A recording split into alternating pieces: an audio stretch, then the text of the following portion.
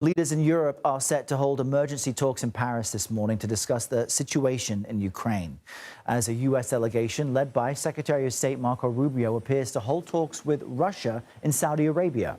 Speaking yesterday, President Trump said that Ukraine's leader, Volodymyr Zelensky, will be involved in any ceasefire negotiations and signals he's confident that a meeting with Russia's President Putin will happen soon. No time set, but it could be very soon. Like this month? Well, it'll be soon. For more on this, I'm joined by CBS News senior foreign correspondent Holly Williams, joining us from our London bureau. Holly, always great to see you. What is the latest you're hearing about these potential talks between the U.S. and Russia about Ukraine?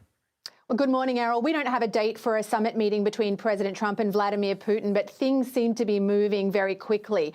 We're expecting talks tomorrow in Saudi Arabia between Russian and US officials, including Secretary of State Marco Rubio.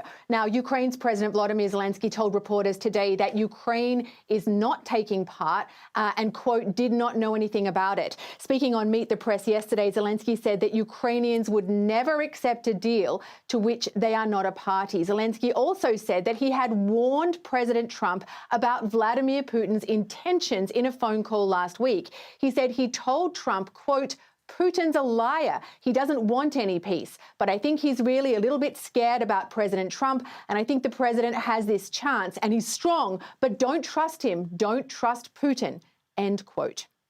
And Holly, as we approach the Munich Security Conference at the end of last week, some European leaders were concerned about what Vice President J.D. Vance had to say and effectively what the U.S. position is. Can you help us understand what's being described as an emergency meeting in Paris as a result?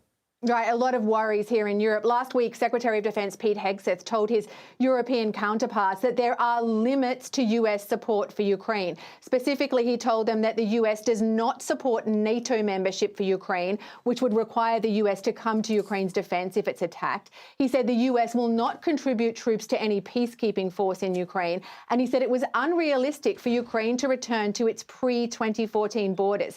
That is, to regain all of its territory from before the first time that Putin invaded back in 2014. Now, that's been widely criticised, including by one Republican senator, as giving away leverage to Russia before negotiations even begin.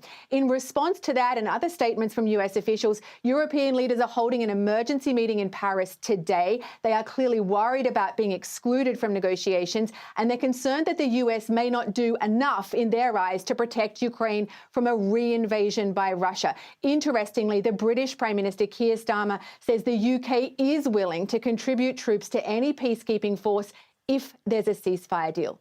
Errol. Very important updates. Holly, thank you very much.